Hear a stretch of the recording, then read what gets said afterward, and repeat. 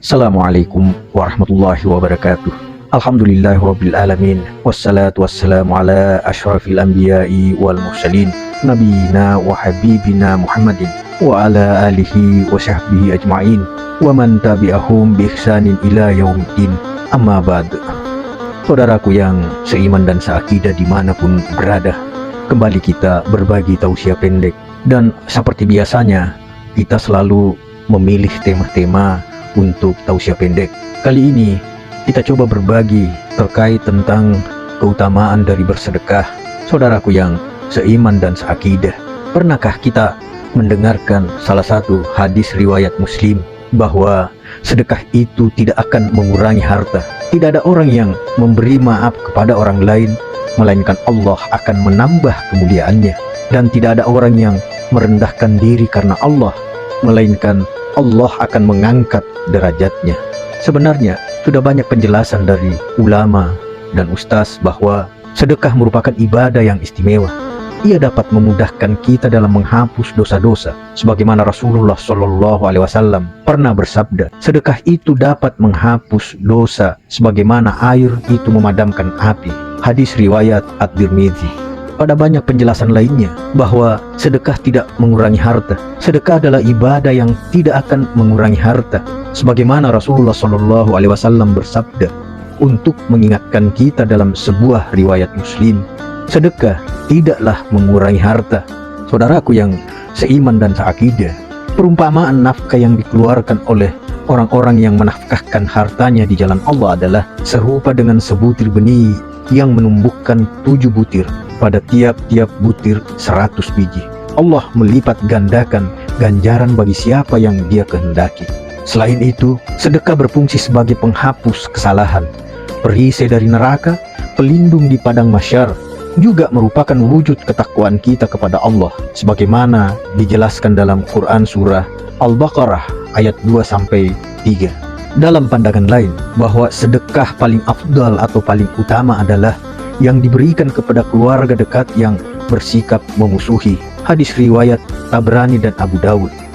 Tentunya seseorang yang bersedekah kepada kerabat yang memusuhinya bertujuan agar mereka tidak lagi saling memusuhi, serta agar hati mereka menjadi lembut dan sadar. Saudaraku yang seiman dan seakidah, Rasulullah SAW bersabda, siapakah di antara kalian yang harta warisnya lebih dicintainya daripada hartanya sendiri? Mereka menjawab, ya Rasulullah, tidak ada seorang pun di antara kami melainkan hartanya lebih dicintainya. Beliau lantas bersabda, sesungguhnya hartanya adalah sesuatu yang telah disedekahkan, dan harta ahli warisnya adalah sesuatu yang ditinggalkannya. Hadis riwayat Bukhari. Ada banyak hal yang perlu dipahami terkait dengan keutamaan bersedekah.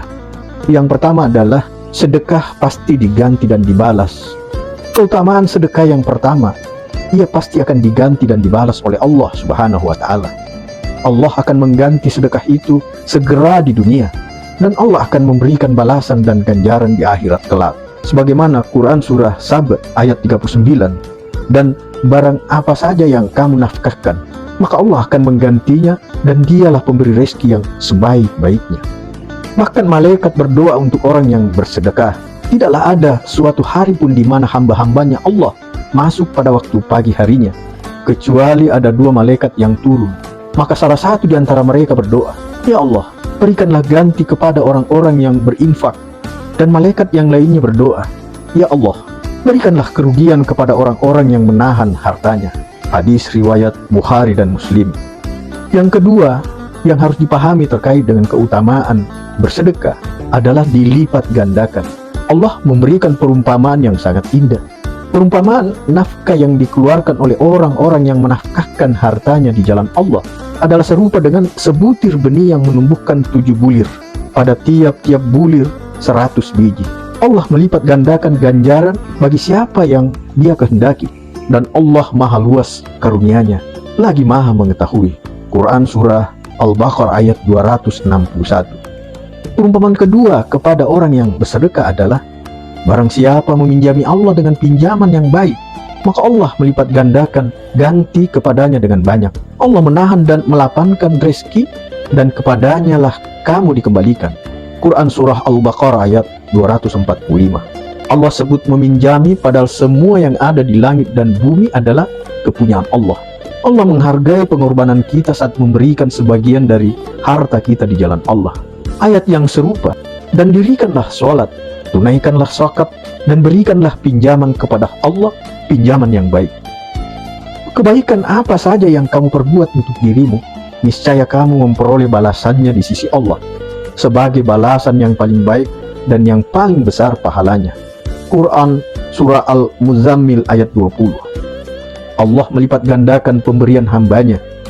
Siapapun orang mukmin yang memberi makan mukmin lain saat lapar, Allah akan memberinya makan dari buah surga. Siapapun mukmin yang memberi minum mukmin lain saat dahaga, Allah akan memberinya minum pada hari kiamat dengan minuman yang penghabisannya adalah beraroma wangi kasturi. Siapapun mukmin yang memberi pakaian mukmin lainnya saat telanjang, Allah akan memberi pakaian dari sutra surga. Hadis riwayat At-Tirmizi. Saudaraku yang seiman dan seakidah, dalam hadis lain Rasulullah SAW memberi perumpamaan.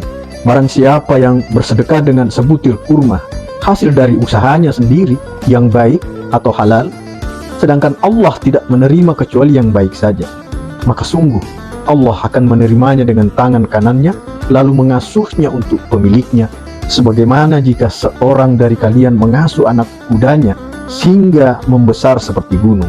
Hadis riwayat Al-Bukhari.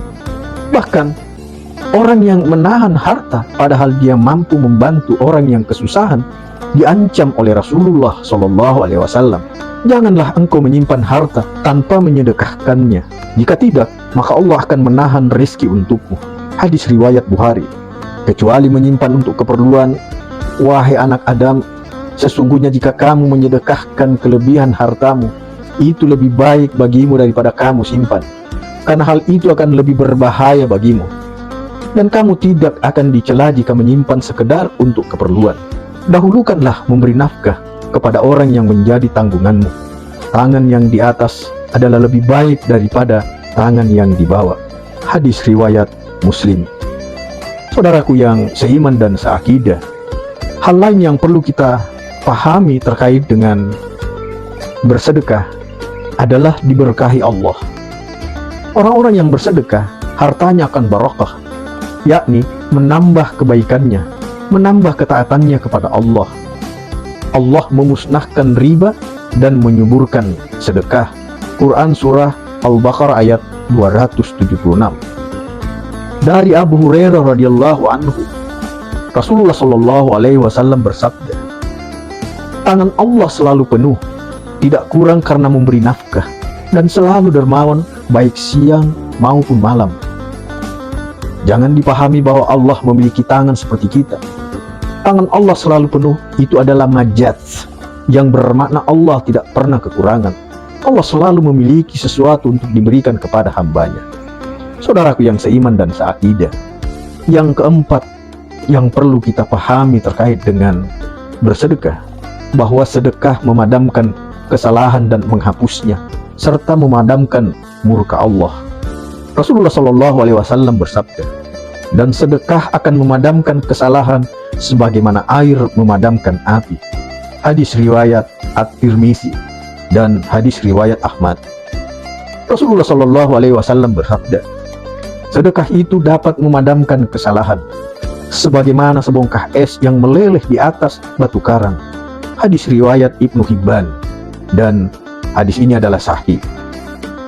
Dalam hadis Hudzaifah disebutkan Rasulullah SAW pernah bersabda, fitnah seorang di keluarganya, hartanya dan anaknya serta tetangganya bisa terhapus oleh salat, oleh sedekah dan amar ma'ruf nahi mungkar. Hadis riwayat Al-Bukhari dan Ibnu Majah. Fitnah dalam Al-Quran dan hadis maknanya adalah musibah dan ujian yang berkaitan dengan agama, bukan fitnah seperti yang dipahami dalam bahasa Indonesia. Sungguh, sedekah yang dirahasiakan itu dapat meredam amarah Allah. Hadis riwayat At-Tabarani. Rasulullah SAW bersabda, perbuatan kebaikan menahan kejadian buruk dan sedekah yang tersembunyi memadamkan kemurkaan Rabb serta menyambung hubungan rahim menambah umur. Hadis riwayat At-Tabarani. Bukan berarti sedekah yang ditampakkan itu dosa. Jika menampakkan sedekah dengan maksud untuk memberi keteladanan dan memotivasi orang lain untuk sedekah, maka itu justru dipuji Allah. Jika kamu menampakkan sedekahmu, maka itu baik. Dan jika kamu menyembunyikannya dan memberikannya kepada orang yang fakir, maka itu lebih baik bagimu dan Allah akan menghapus sebagian kesalahan-kesalahanmu. Dan Allah maha teliti atas apa yang kamu kerjakan. Quran Surah Al-Baqarah ayat 271. Saudaraku yang seiman dan seakidah, hal selanjutnya yang perlu kita pahami terkait dengan bersedekah adalah masuk surga dan selamat dari neraka. Rasulullah Shallallahu Alaihi Wasallam memberikan informasi cara agar bisa masuk surga dengan penuh keselamatan. Sebarkan salam atau sebarkan kedamaian, berilah makanan, sambunglah silaturahim, sholatlah di malam hari ketika orang lain sedang tidur. Niscaya kalian masuk surga dengan penuh keselamatan. Hadis riwayat Ibnu Majah dan Ahmad. Wajib surga bagi orang yang bersedekah dalam keadaan sulit. Telah datang kepadaku seorang wanita miskin yang membawa 2 anak perempuan. Lalu saya memberinya makan dengan 3 buah kurma. Wanita tersebut memberikan kurmanya satu persatu kepada kedua anaknya. Kemudian wanita tersebut mengangkat 1 kurma ke mulutnya untuk dia makan. Tapi kedua anaknya meminta kurma tersebut. Akhirnya dia pun memberikan kurma yang ingin ia makan kepada anaknya dengan membelahnya menjadi 2. Saya sangat kagum dengan kepribadiannya. Lalu saya menceritakan apa yang diperbuat oleh wanita tersebut kepada Rasulullah Shallallahu Alaihi Wasallam. Maka beliau bersabda, sesungguhnya Allah telah mewajibkan kepadanya untuk masuk surga atau membebaskannya dari neraka. Hadis riwayat Muslim. Dalam redaksi lain, dengan cerita yang sama, bersedekah dalam kondisi yang sulit menyebabkan pelakunya terhindar dari api neraka. Dari Aisyah radhiyallahu anha, ia berkata, telah datang seorang wanita bersama 2 putrinya menemuiku untuk meminta sesuatu, namun aku tidak mempunyai apa-apa selain sebutir kurma. Lalu aku berikan kepadanya. Lalu wanita itu membagi kurma itu menjadi 2 bagian yang diberikannya untuk kedua putrinya, sedangkan dia tidak memakan sedikit pun. Lalu wanita itu berdiri untuk segera pergi. Saat itulah Nabi SAW datang kepada kami. Lalu aku kabarkan masalah itu. Maka beliau bersabda, siapa yang memberikan sesuatu kepada anak-anak ini, maka mereka akan menjadi pelindung dari api neraka baginya. Hadis riwayat Al-Bukhari. Bahkan orang yang ahli sedekah akan dipanggil untuk masuk surga dari pintu khusus, yakni bab asy-syadaqah, pintu sedekah. Barang siapa yang termasuk ahli sedekah, niscaya ia dipanggil masuk surga dari pintu sedekah. Hadis riwayat Bukhari. Sedekah sekecil apapun dapat melindungi kita dari api neraka. Berlindunglah kalian dari api neraka walaupun dengan separuh kurma. Muttafaq alaih. Bayangkan betapa luar biasanya perkataan Rasulullah SAW. Beliau mengatakannya di Madinah, kotanya kurma di mana semua manusia, bahkan unta pun memakan kurma saking banyaknya. Namun Rasulullah SAW mengatakan, walau dengan setengah butir kurma, menggambarkan bahwa sesuatu yang kita pandang kecil, remeh, ringan, bahkan tak berharga, bisa jadi sangat berharga bagi orang lain. Bukan besar kecilnya sedekah, tapi semangat untuk berbagi itu yang ingin selalu ditanamkan. Saudara yang seiman dan seakidah, keutamaan yang keenam yang perlu kita pahami terkait dengan bersedekah adalah tidak mengurangi harta. Rasulullah SAW berjanji, dan Rasulullah tidak pernah ingkar janji. Sedekah itu tidak akan mengurangi harta. Tidak ada orang yang memberi maaf kepada orang lain, melainkan Allah akan menambah kemuliaannya. Dan tidak ada orang yang merendahkan diri karena Allah, melainkan Allah akan mengangkat derajatnya. Hadis riwayat Muslim. Justru menjadi sebab pertolongan Allah dan datangnya rezeki. Tidaklah kalian ditolong dan diberi rezeki, melainkan karena adanya doa orang-orang yang lemah di antara kalian. Hadis riwayat Al-Bukhari. Saudaraku yang seiman dan seakidah, keutamaan yang ketujuh terkait dengan bersedekah yang perlu kita pahami adalah menjadi obat bagi orang yang sakit. Obatilah orang sakit kalian dengan sedekah. Hadis riwayat Abu Daud. Perlu dipahami secara utuh bahwa sakit adalah bagian dari takdir Allah. Kewajiban pertama saat sakit adalah sabar menerima takdir Allah. Pada saat yang sama melakukan ikhtiar untuk mencapai kesembuhan. Dan di antara ikhtiar itu adalah dengan sedekah. Ibnu Qayyim rahimahullah menerangkan hadis ini, sedekah memiliki khasiat yang kuat menolak berbagai macam bala, termasuk penyakit. Bahkan, sekalipun itu dari orang yang ahli maksiat, zalim maupun orang yang kafir, melalui sedekah yang mereka lakukan, Allah angkat bala. Khasiat sedekah seperti ini disaksikan oleh banyak orang. Orang-orang berilmu atau kaum awam umumnya, bahkan seluruh penduduk bumi mengakuinya karena mereka telah merasakan sendiri. Al-Fiqh ayat ke-7. Saudaraku yang seiman dan seakidah, keutamaan yang ke-8 terkait dengan bersedekah yang perlu kita pahami adalah menjadi naungan di akhirat. Sedekah akan menjadi naungan pada yaumul mahsyar kelak, di saat semua orang kemanasan karena demikian dekatnya matahari, hingga banyak yang tenggelam dengan keringatnya sendiri. Orang yang bersedekah akan mendapat naungan dari sedekahnya, apalagi jika sedekahnya secara sembunyi-sembunyi. Sesungguhnya naungan seorang mukmin pada hari kiamat adalah sedekahnya. Hadis riwayat Ahmad, dan hadis ini adalah sahih. Wallahu a'lam bishawab. Saudaraku yang seiman dan seakidah, ada banyak sekali manfaat yang bisa dihasilkan dari sedekah, baik itu bagi penerima maupun pemberi. Sedekah menjadi amal yang mampu menambah dari kekurangan yang dimiliki seseorang.